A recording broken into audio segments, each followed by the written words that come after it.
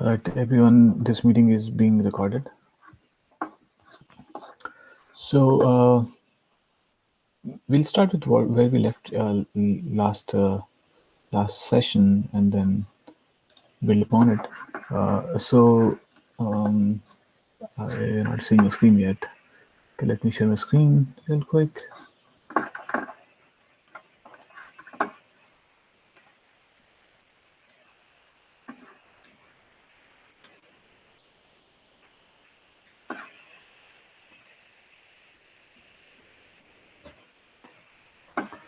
Okay, so you should be able to see my screen, and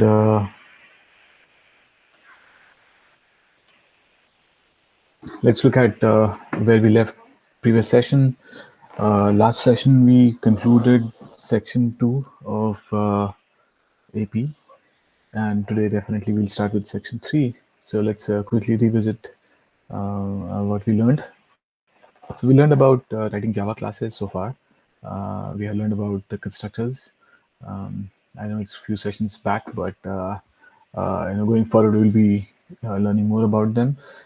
Constructors have same name as the class name. That's a way to identify them, and they're used to initialize member variables of a class.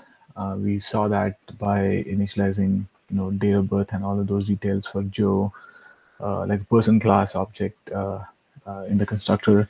Um, so a default constructor is a constructor without any parameters. And if you don't create one, the compiler will create one for you. That's how we are able to do a new object, even if we don't declare a constructor explicitly, is because compiler does it for us behind the scenes. There are parameterized constructors, which can take more than one parameters. And then we looked at constructor chaining, wherein from within one constructor you can call other constructors, and that way it kind of forms a chain. So you don't have to re-implement the same functionality in every constructor again and again. You can just call them from within each other. Next thing we looked at was access modifiers. We looked at there are 4 access modifiers: public, protected, package, and private. We went into details of what effects do they have. Like example, public is something which can be accessed from outside of the class, from outside of the package they belong in.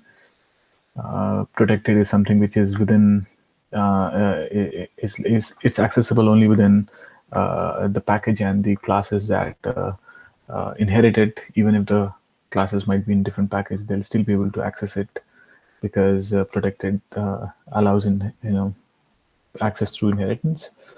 We looked at package modifiers, which allow only accessing member variables or methods from classes within the package. But once you're outside of the package, you won't be able to access any of that. We looked at private access modifiers, which are accessible only from within the class. So these access modifiers allow us to put a check on how the classes that we design can be used by some other person or can be used in building other programs by controlling what all we expose, what we don't. It's basically very useful in hiding details which people should not know about if done the right way. We also looked at void methods. Those are the methods which don't return anything.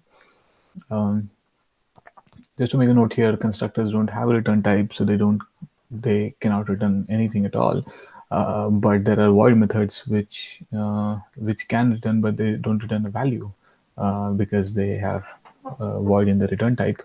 We looked at all the setter methods in our class used to set value to variables. They are typically void. We looked at non-void methods, which return a value. So at the end of wherever the method ends, it has to return something of type matching the return type of the method itself. We looked at Java exceptions and used few of them. We looked at null pointer exceptions. We looked at arithmetic exceptions. We looked at invalid parameter exception, and we use them in the persons class, wherein if people were sending wrong information or wrong parameters in the method, we tried throwing, or we did throw essentially invalid parameter exceptions. We we did do a division by zero, and that gave an arithmetic exception.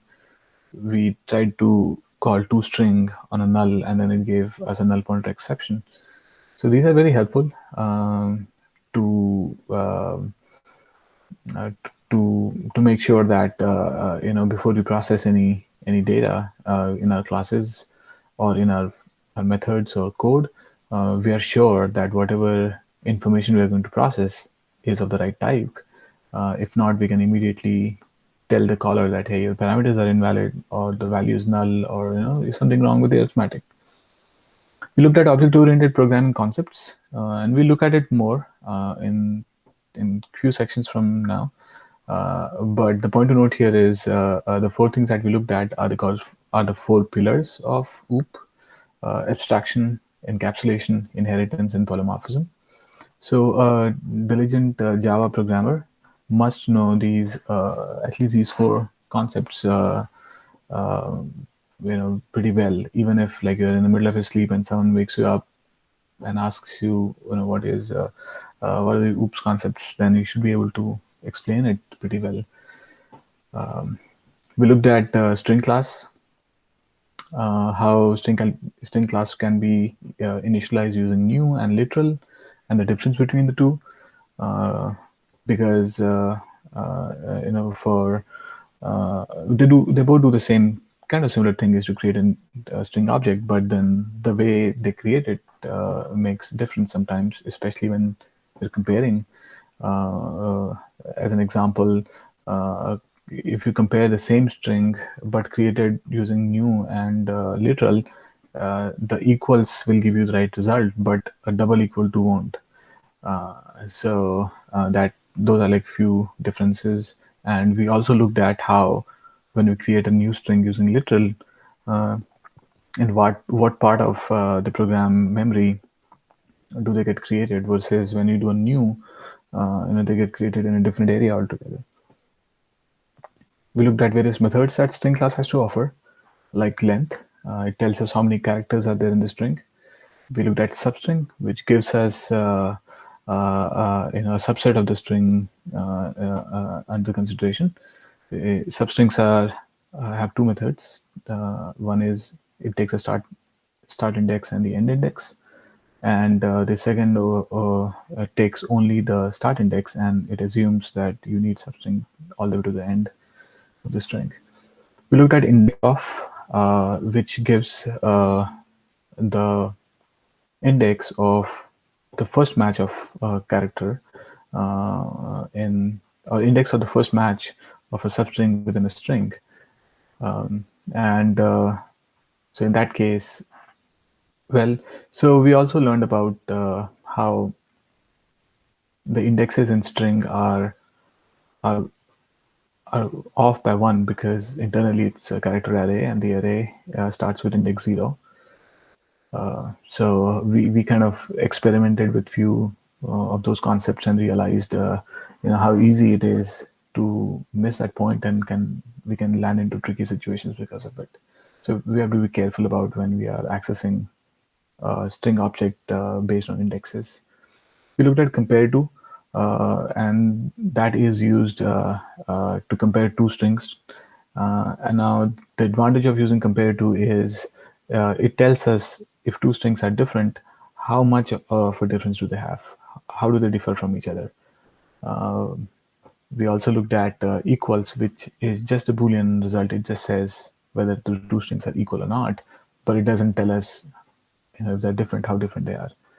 We looked at toString method, which we traced, and we found that it's coming from the object class, which every class in Java inherits from object class.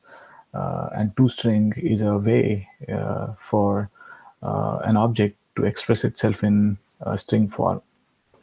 Now, if we don't explicitly override the toString implementation, then the kind of result we get is some garbage. Not really garbage, but some value which we may not be able to understand.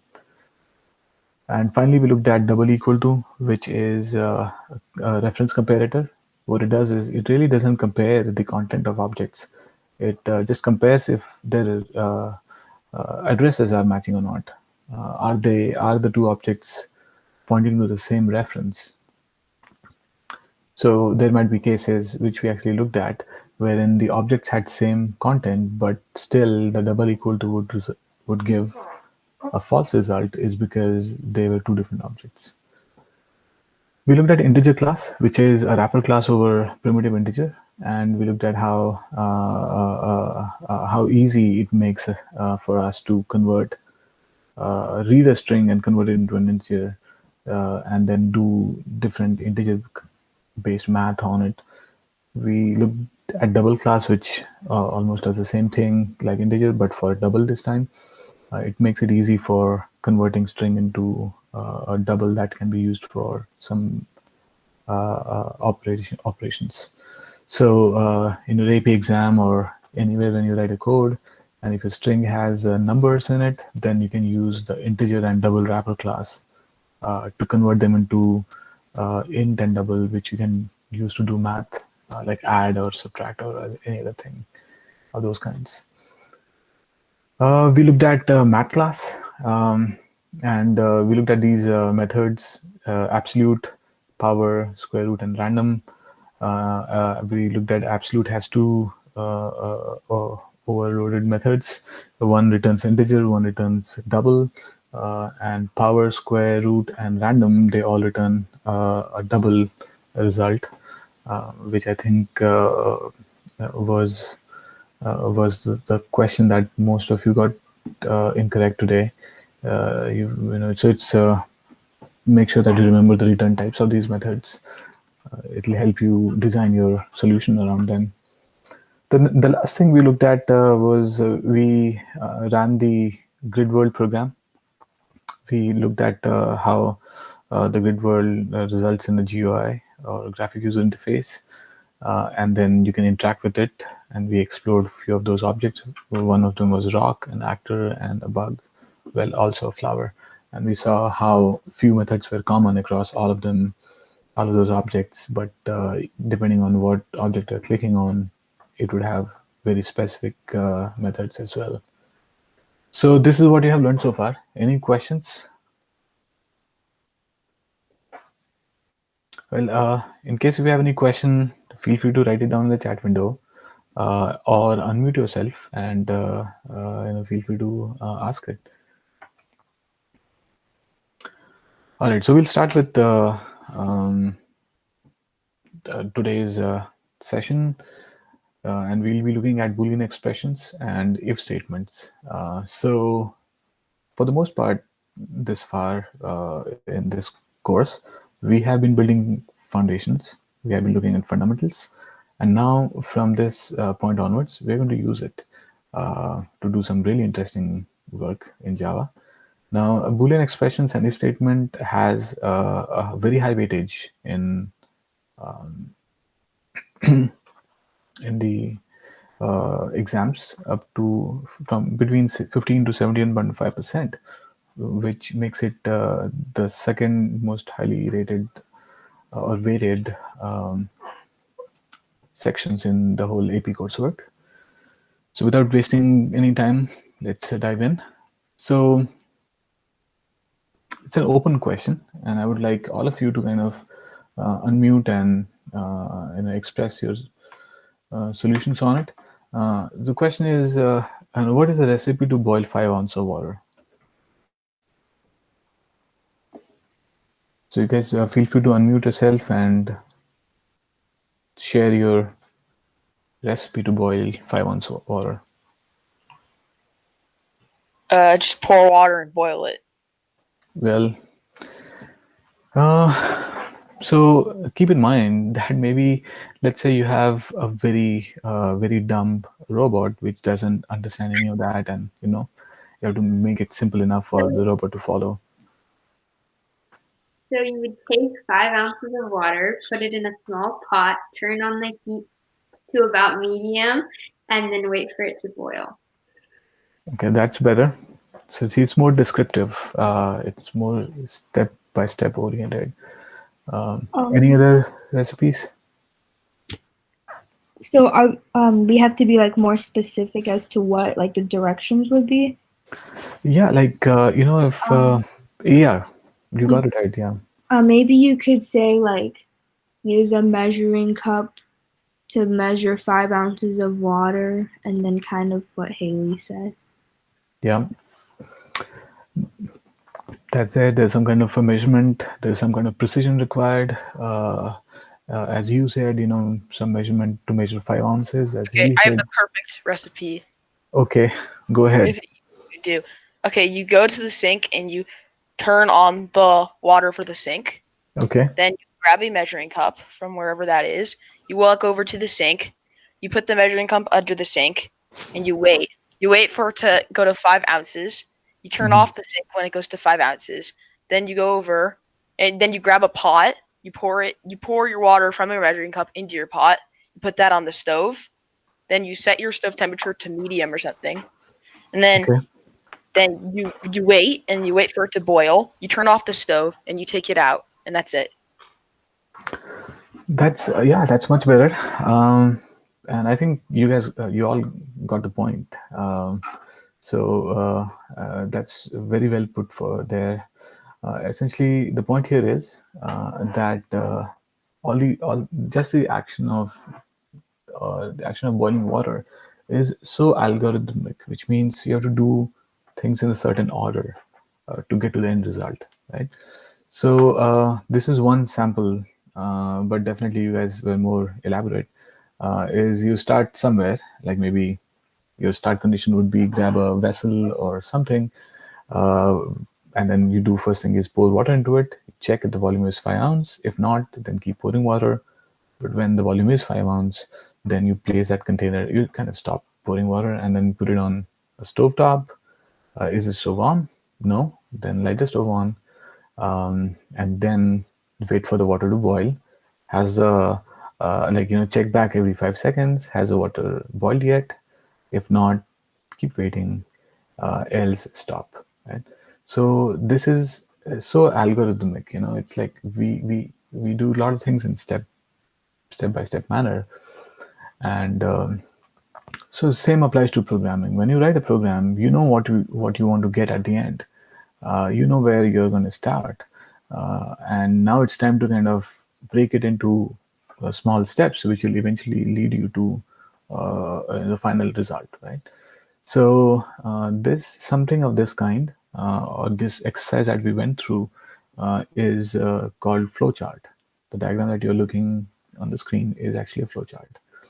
So before you start writing any program, the first thing you should do is think it through in your mind. What are the unknowns? Between what you have, all the information that you have, to where what you want to get out of your program. What are the unknowns? What are the things you would like to know beforehand? Have a logical understanding of those steps, and only then start writing the program. If you don't do that, what will happen is, if you start writing program too early, in the middle of it, you'll realize that you didn't have enough information, and now you spend so much time writing something which probably might change because you have missing information, or you'll have to take break from your program and kind of think it through and then move forward. So it's going to be something which where you can lose momentum. So the rule of thumb is whenever you write a program, first think it through, make a flowchart, if not on paper, in your mind, uh, and then proceed with writing the code. So when we have that such kind of flowchart, we identify a few things here. So these are conditionals, right? Which means these are the places where in our recipe or flowchart we make decisions.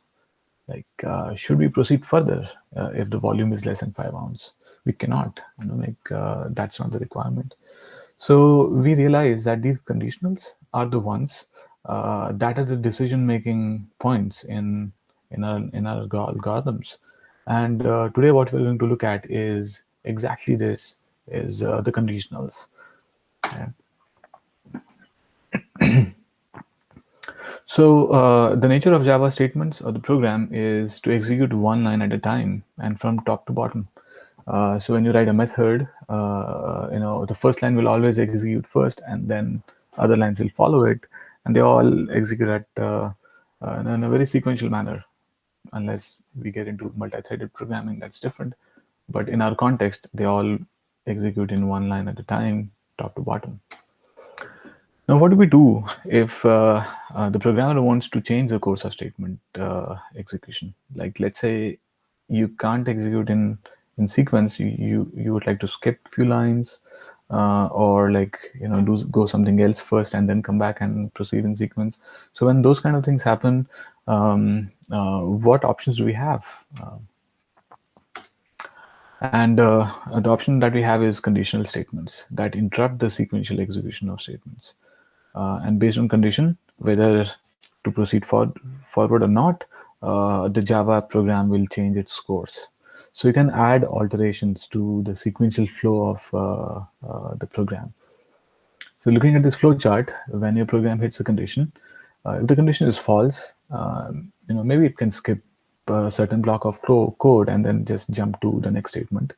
Or if the condition is true, then Java program can run few more lines of code and then go to the next statement.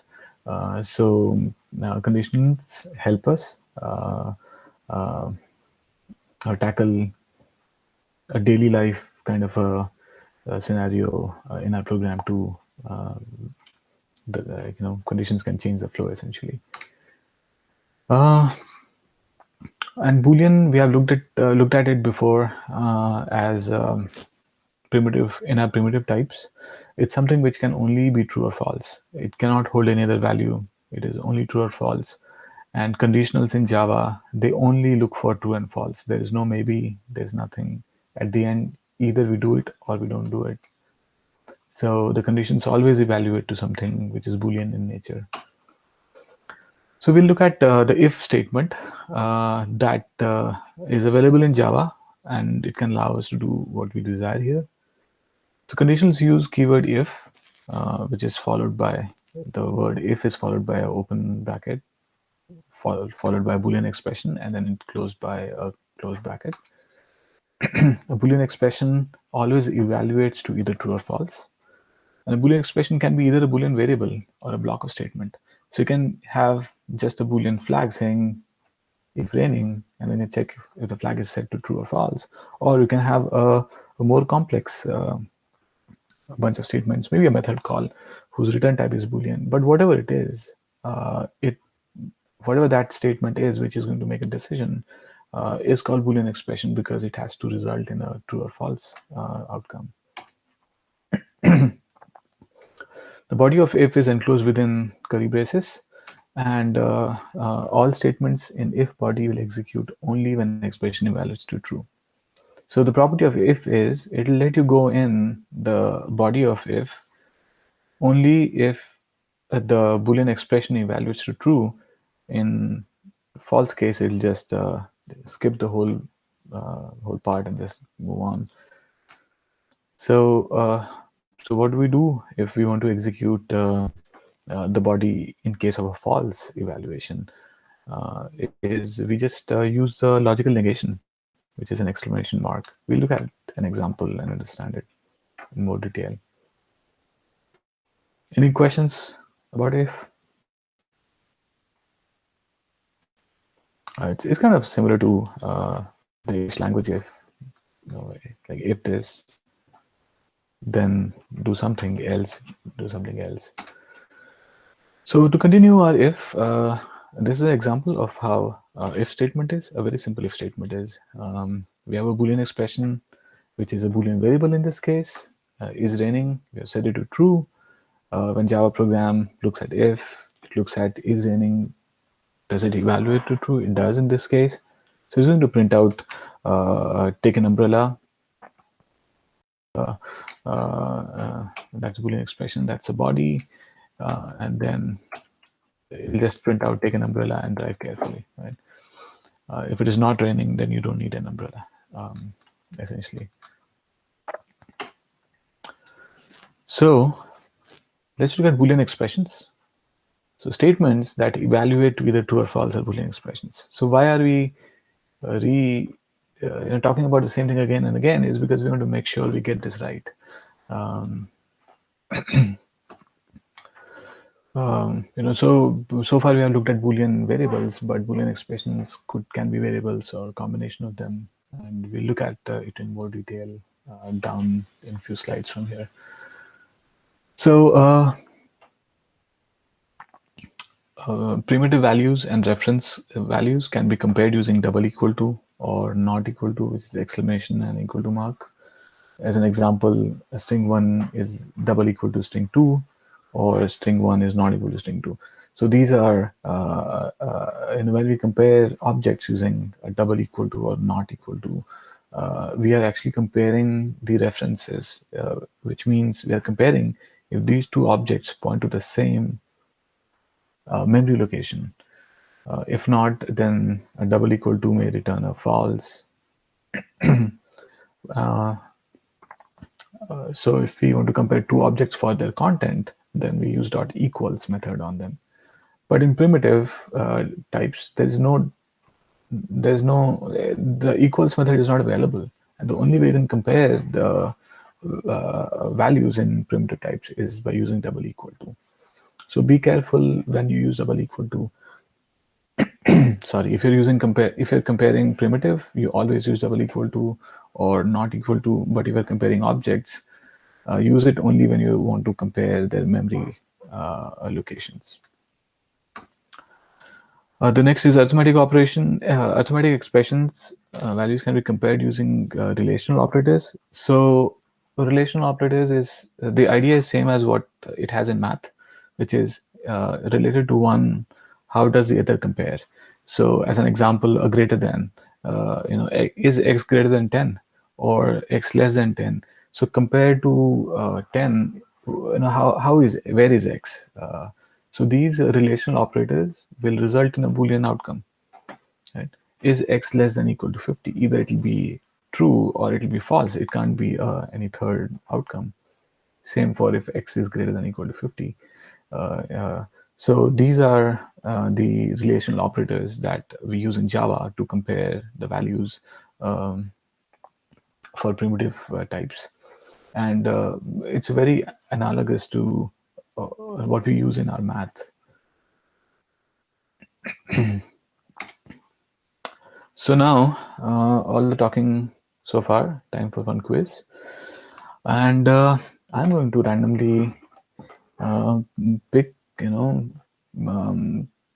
you guys, and then let's see if you can answer these questions. So the question is, given the following variable declarations, int x is 4, y is -3, and int z is 4, what are results of the following relation expressions? So Grace, what is the outcome of the first expression, x double equal to 4? Will it be true or false? Would it be true? Yeah, right. It'll be true because it says int x equals 4. Exactly. You're right. How about Zain? Is x double equal to y is it going to be true or false? False. You're right. Yash, how about x equal to z? That'll be true. That will be true. All right. Zeus, x plus y is greater than 0. Well, that'll be true, false.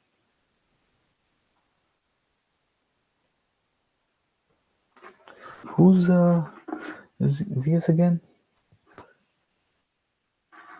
Zeus? Who's Zeus? That's me. That's me. That's me. Zeus. Oh. Yeah, that's true. That's true. Sorry, I didn't know you were talking to me. All right. So, okay, Zeus. How about Hallie?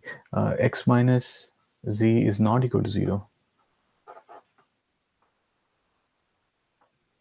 That's false. X minus, wait a minute. Why is that false? Did you say it's not equal to 0? Yeah, you're right. It's false. I was just checking if everyone paid attention to that or not. So x minus z is actually equal to 0, but the question here is it not equal to 0? So definitely it's false. All right, Nate, y into y is less than equal to z. Would that be false? Yes, you're right. That is false, because y into y is actually 9. Right, Gavin, y divided by y double equal to 1. Is that That would be true. got it right? So now we look back and Grace. How about the last expression? Um,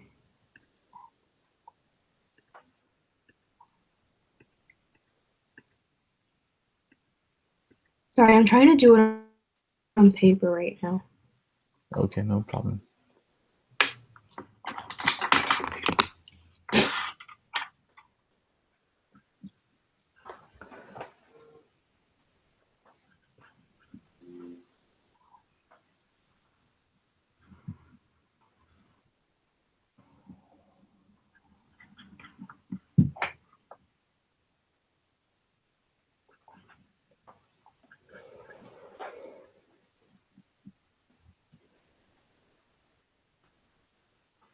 Wait, would it be false? That will be false. Anyone else has a different opinion? It'll be true. Yeah, true. I say true too. It's a true. True. Yeah.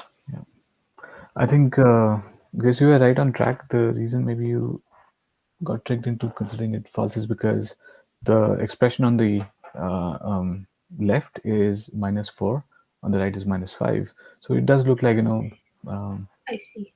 Yeah, I see where I got it mixed up. My bad. yeah. But your approach was right. That's more important, is to have the right intuition about finding a solution. And with practice, we kind of get there eventually. All right. That's good. We got almost every answer right, so that's great. Let's move on. Oh, well, there's another question coming up. Given a starting value of x, what will be the final value of x? If x is greater than or equal to 2, x is equal to x into 2. And if x is greater than 4, x is equal to 0. So at the end of when these two expressions evaluate, what is the value of x? So the question is, Zane, if you start with x equal to 1, what is the result at the end of these two expressions? The first one is gonna be false. Well, actually, they're both gonna be false. Well, in this case, there's no false and true. What you need to do is, if you start, let's say your x value is 1, and you execute the first line of statement and then second line of statement, Oh, I at the get end it. of it, Okay, what is it's the just value of gonna end x? up being 1. I You got get it it. right. Yeah, you got it right. Is because it'll fail both the checks, and it'll just none of those expressions will evaluate. So x remains 1. Yash, what is if when x is equal to 2? We'll start with x equal to 2.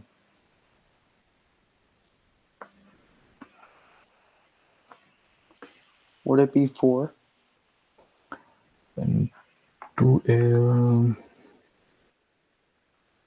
you're right. And the reason why it's 4 is because it does execute the first line of statement, but in the second line, it doesn't qualify because it strictly says x is greater than 4. It doesn't have the equal to there. You're right. Zeus, the next one is for you.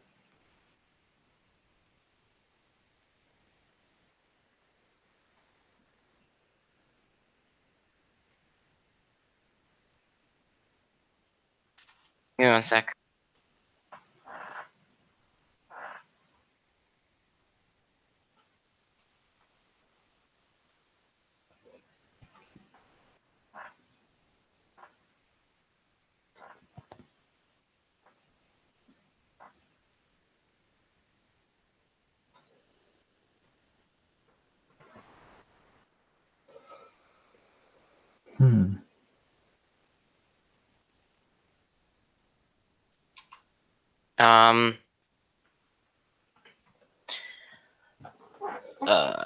X So is when- gonna be Yeah. X is Right. gonna be 6, And why do you think so? because if X is greater than or equal to 2, then X equals at X times 2, so 3 times 2 is 6. I don't Correct. really know. You were going right. So X is definitely 6 in the line 1. But if you look at the line 2, I think it'll end up being 0. you're right. Because in the line 2, it'll also meet the criteria, which is X. Now X is 6. So is 6 greater than 4? It is. So the value of X is going to be 0 now. So at the end of second line, it will become 0. And so the next is also going to be 0, because of the same reason why X equal to 3 is 0. All right. Now, the next question, let's all write a program together. Let's try to solve this problem. So the ask here is, write a program given a score between 0 to 100, print the grade based on following rules. If the score is between 90 and 100, the grade is A. If score is 89 90, between them, score is B. Between 70 and 79, C, so on and so forth. And there's no fractions here. So how would we do that? So let's write a program and kind of quickly try to find out as a practice. So this is where my code was last time when we left. So I'm going to just use this space to just write a quick method and try this out. You guys also feel free to kind of just continue from where you left last session. So in this case, the ask is the score. The program should print just a grade. A through F. So let's do that. So I'll do a public static void. The reason I'm doing void here is because we just print. We'll not let the method. You know what? Actually, for string, the method return as a grade. Let's call it something as get grade for the score. Grade for the score, and then this will take an integer type score. Why integer? Because we know that the grade is not fraction in this case. So we'll just stick with integer, and we'll say if score is, so the ask is, let me put the ask clearly here. So if the score is between 90 and 100, then this should return A. If it is between 80 to 89, then returns a B. If it is between 70 and 79, it returns a C. Right? And then next is 60 to 69. This should return a B. And then anything below 50 is fail. So we'll just do a 59, and that's a F grade, right? So now we know what we are looking for. So we'll say if the score is greater than equal to 90 and score is less than equal to 100, then return A. Makes sense? So when this method gets called, it'll check if the score is between is 90. So if the score is greater than 90 or equal to 90, and at the same time it is less than equal to 100, then it'll just return A. So it's not going to go any further in the program. But if that's not the case, if the score is not greater than equal to 90, it's not in that range, then what do? So we check for the second condition. The score is greater than or equal to 80, and score is less than or equal to 89. Then we know that we need to return a B grade if score is greater than equal to 70 and score is less than equal to 79. So when you have a if condition, there's a shorthand for doing things, and it's like in this case we're just running one line of program inside of the if body. So when that's the case, you really don't need to put curly braces.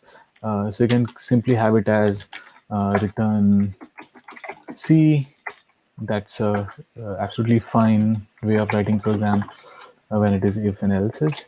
Score is greater than equal to 60 and score is greater than less than equal to 69.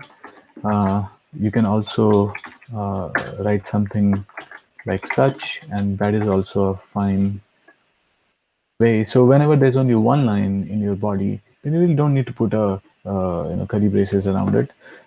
You can either just go to next line and whatever you write there will get executed, or you can just go inline. Like once if brackets are closed, you can just have your statement there with a semicolon. That's fine. Now we've seen that we have covered all the conditions 60, 70, 80, 90, and we know that anything else is just a fail, so we return a fail. So we don't need to check explicitly for 0 and 59. But if you wanted to check, we could have just followed the same pattern, and we could have checked if the score is between 0 and 69. Now, the point to be noted here is score is an integer, so integer can be negative.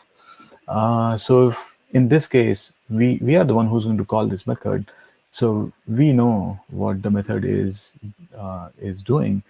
So we know that will not pass a negative number. But if you are making a program that someone else is going to use, they may pass a negative number, which in this case is always going to return a false, which kind of right behavior, but you may want to check the parameter, if the parameter is in the right range or not. If not, then you can throw a illegal parameter exception and notify them. Being said so, let's use this method and see if it gets the job done. I'm going to just delete the previous code that I had, and let's print it out. My grade is, and I'll say get grade for the score, get grade for the score, and let's say if we all score 85 and see what that prints. Just copy that, paste it. Grade is this is just 50, and see what happens here. Right. And we can go ahead and pass an invalid parameter. We don't really need to, but just for sake of while we are here, why not? We'll pass a negative number. Let's say maybe 99. Let's see what happens now. If we run the program,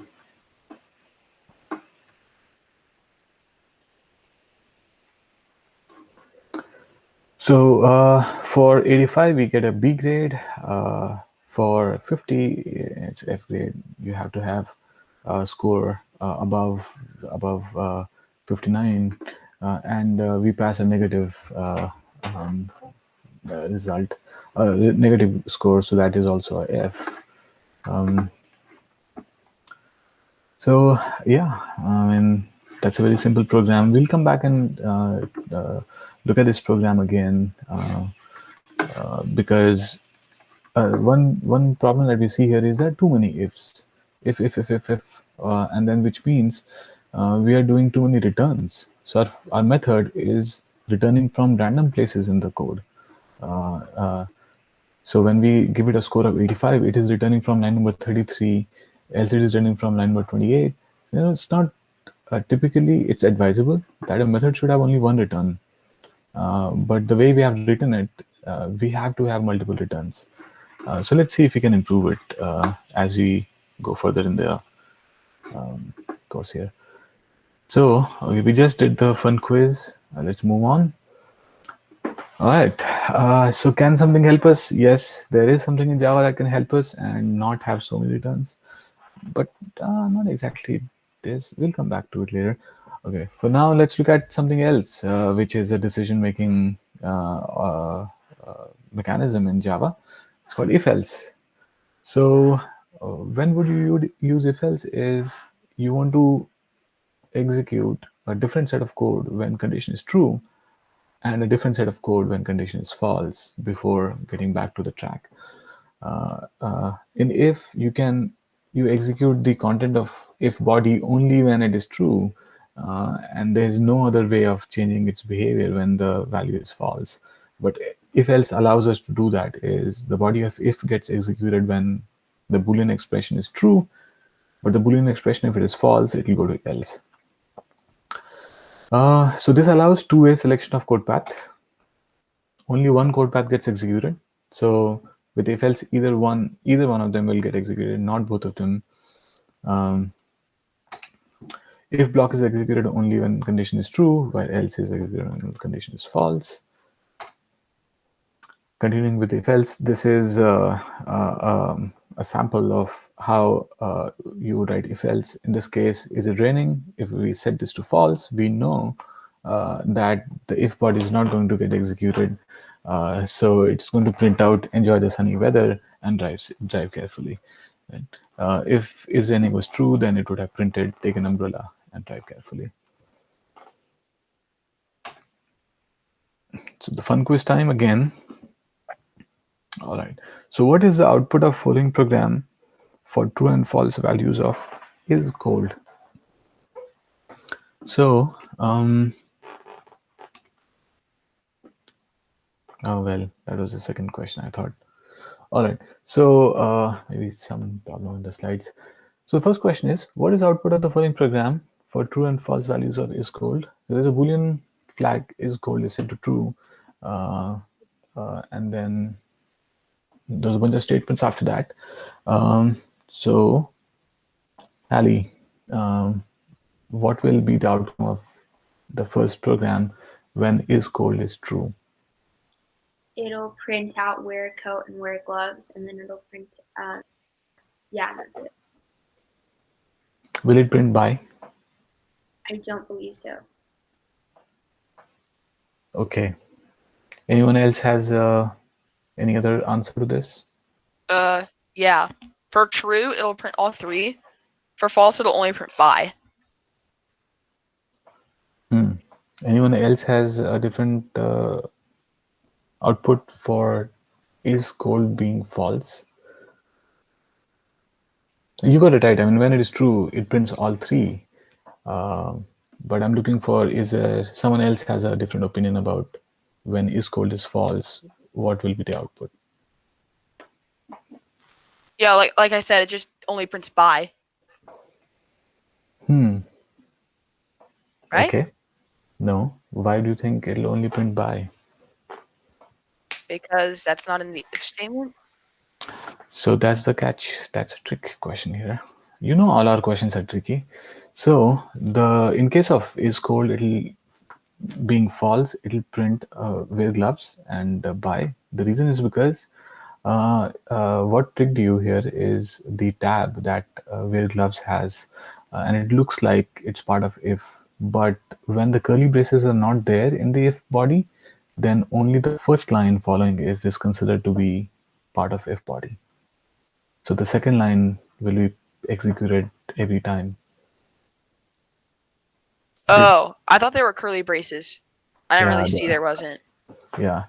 So kind of, I kind of put it intentionally just to make sure that we get the point that if we are using if shortcut way, which is without putting curly braces, a lot of times programmers do get into this kind of mistake is, we tend to forget that we didn't use the curly braces and we just keep typing, assuming that we are typing the if body, but when the program runs, it becomes very hard to debug.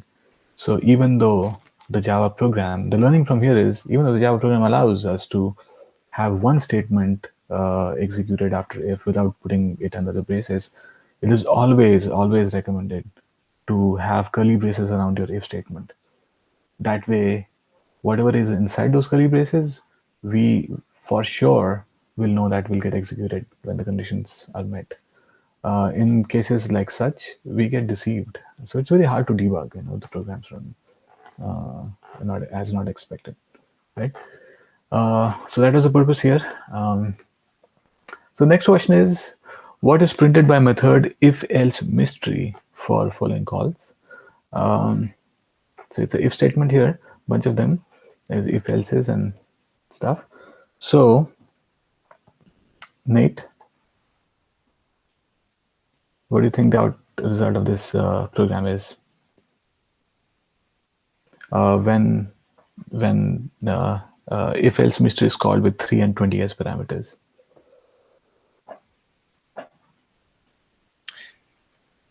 Oh wait, are those my three options? It's like A, No, B, no, or no. C.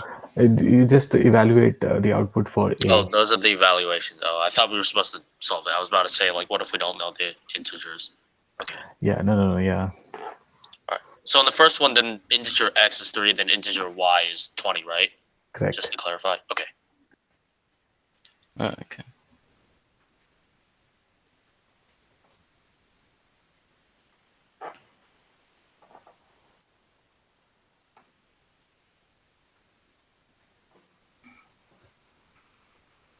So one thing that I've found being helpful is when you're thinking about a solution, think it loud. That way, like it becomes a feedback to yourself when you think loud, which is you speak and think, and then you realize, oh, you know what, that's not right. Let me correct it. That is a very helpful way. Okay. Would I just be doing like the first one, like the if z is less than x, and then z is equal to x plus 1? Yeah, see the line number 25 is z less than equal to x. X is 3, z is 4. So 4 is not less than equal to 3. So it's going to So be Yeah, then we move on that'd to be the else, which correct. would So be z yeah, plus 9. okay. So I have z equals 13, and then x equals 3. I'm still a little confused on the y plus plus, though. all right. Wouldn't that So be okay, so +21? Y plus, would the y plus plus, would that just add 1? Or? Wouldn't that add 1? yes, it will add 1 to y. Oh, so y would be 21 then. Correct. So 13, 3, 21 for z, x, y. Yes. Great. Right. So I think what time is it? We have 15 minutes, right? Is that right? Yeah. So let's not spend time looking at the other B and C conditions, but you guys get the point here, right? So in if and else, so it's like when the condition is true, if body is executed, otherwise the else body is executed.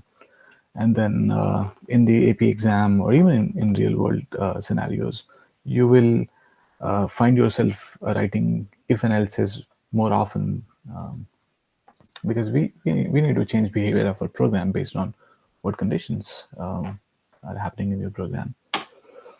So moving on to else if.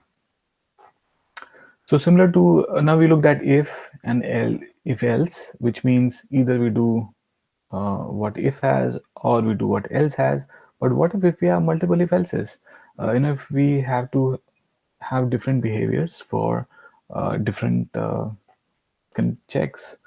As an example, when we were doing the grade thing, if it is between 90 and 100, then it is A.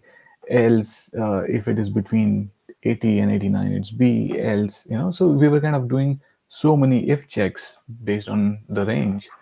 So in such cases, instead of using so many ifs, if the else if is a better alternate. So when would you use if else if you have to pick between 3 or more possibilities, then you use if else. And how do we do that? Is you'll just keep adding else if for all possibilities. So you start with if, and then for every check you keep doing if else, if else, if else, and finally you will have an else in your program, and that's how the whole if else statement will go. And it's kind of it looks a little complex, but it's very intuitive. We'll quickly write a program and see that. But if you look at the workflow here, the flowchart here, condition is true or false. Let's say if it is false, then we check another condition, whether is that true or false. So now definitely we checked condition twice here. So we have like else if is an alternate. So let's look at a program real quick. In this case, integer x is 0, and then if x is equal to 0, then print x is 0. If x is greater than 0, we say it's a positive number or it's a negative number. So essentially, yeah, we learned this already, that if there's only one statement that we're executing after if or else if, then we don't need curly brackets. But we realized that it is always safe to have it, else it's very easy to get things wrong. So fun quiz is all right. So this I'll recommend that all of you make a mental note of this, maybe write it on a piece of paper and solve it as a fun assignment. It won't be evaluated, but it'll be good for your own practice. So the question is, given an angle x, print the quadrant that angle belongs to, and the angle will always be positive. It will be in degrees. Well, not positive. It'll be a whole number, not in fraction, and it'll be in degrees. So as an example, in this number line, there are 4 quadrants, 1 through 4, and then anything between 0 and 90 is 1, 90 and 180 is 2, so on and so forth. So the fun program will be to kind of given values, different values of angle, 55, 179, 1000, 0, in order to print what quadrant the angle should end up in. So the x equal to 55, 179, and 0 are straightforward. We can just eyeball the answer. But with 1000 is something tricky, and it's a fun practice assignment. And how about negative angles? Do they belong to any quadrant? And the answer is yes, they do actually. And that's something that you should figure out. Next is something which we should write together.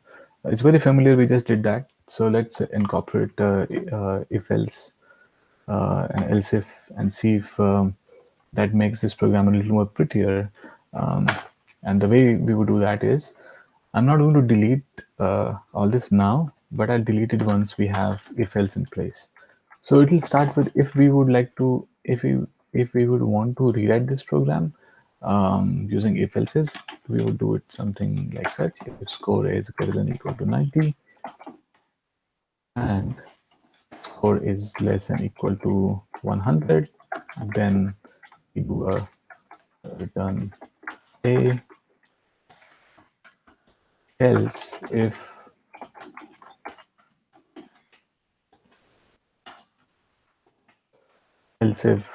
score is greater than equal to 80 and score is less than equal to 89, then we do a return b.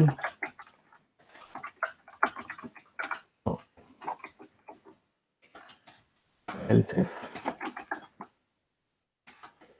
score is greater than equal to 70 and score is less than equal to 79, then we do a return c. Else if score is greater than equal to 60 and score is less than equal to 69, then we do a return b, and else we return F. Right? So we'll just delete all this. So this is an equivalent of the previous program, but this time we are using a sequence of like if else's and if else's. So essentially, the learning here is let's put it to test and run it. Um,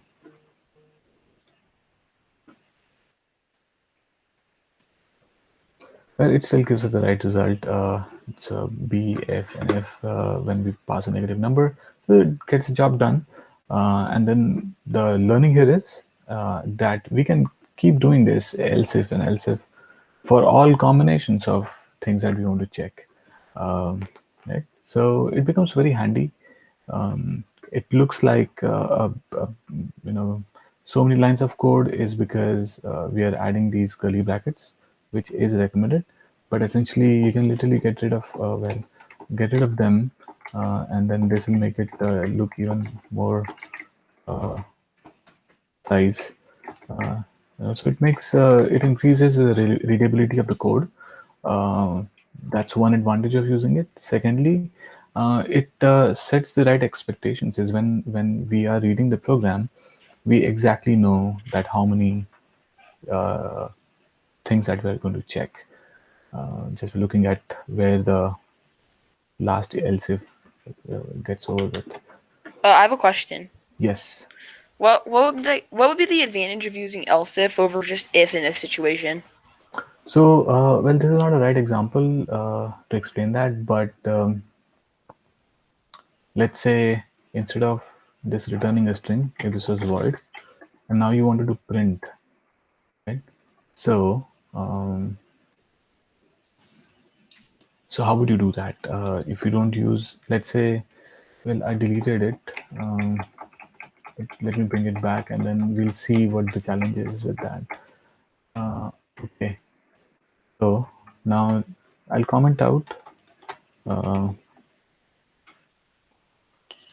Let me. So instead of returning a string, let this method return a void, which means the method will print a, b, or whatever, right? So instead of returns, it will just be print lines. Now, let's say if you have just ifs and you say system dot out dot print line and you print a, right? Print a, and then here you will print b. Here you will print c, and here we'll print d, and here we'll print a f, right? And now this method is not returning anything, so we can just call this method. Call this method 3 times, one with 85, 50, and minus 29, right? So what do we expect? We expect results as this would result in b. This should result in an f. F. This results in f, right? So let's run this program and see what we get.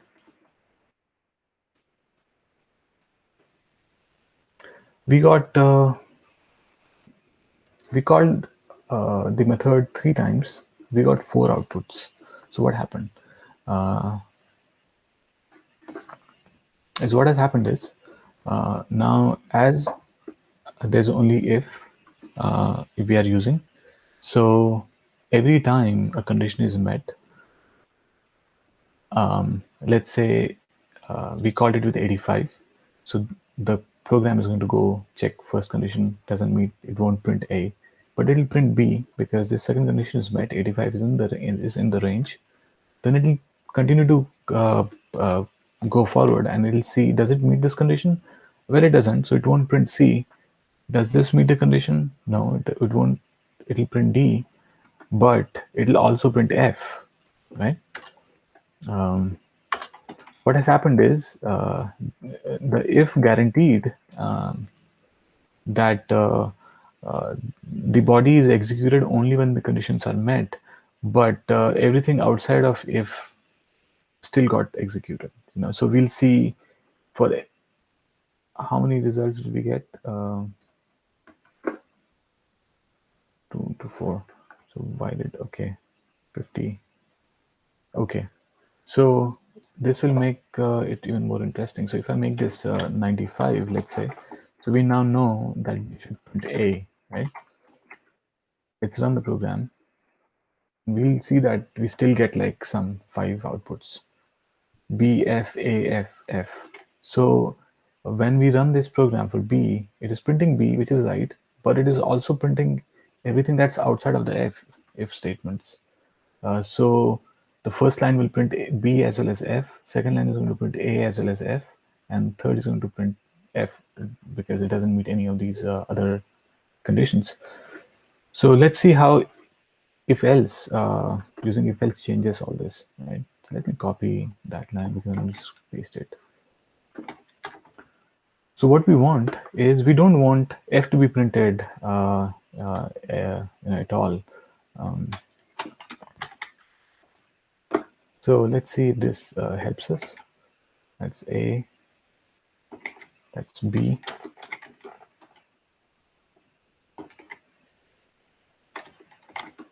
C, that's D, and that's F. Right? And then let's run this program again. So this is what we got previously. Now let's run it again. And now we do get the right result.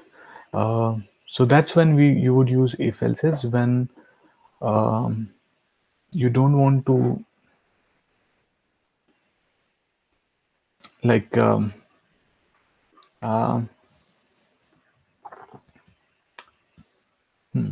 is when you have like you have to make decisions based on what value of score is in this case, or it's just not one thing that you're checking. You might be checking for so many other things like range in this case. So for everything that you check, it's better to have if else's rather than just have if, because using just if makes it complex. We just saw that it is problematic in scenarios wherein you have a piece of code that is outside of the if else's block. So in that case, if guarantees that only the body is executed, but it doesn't guarantee anything beyond it. Whereas if else's will make sure that your program only goes to the right body; it doesn't go in any other place at all.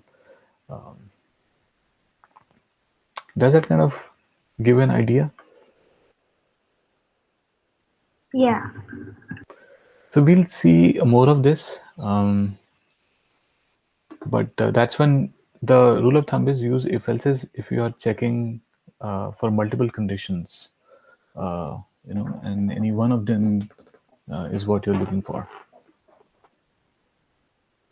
All right, so we are all right. I think it's a good place to conclude our today's session. If you all have any question, then go ahead and ask. Else, we can call it a day and resume the next session.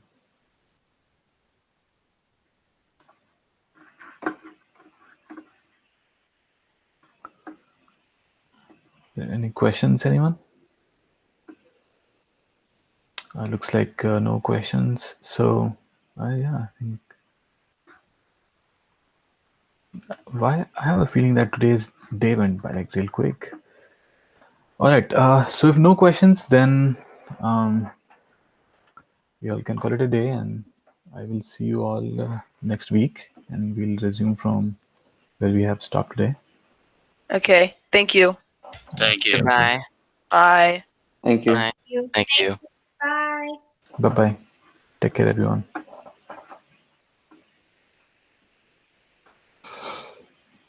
All right, guys. So,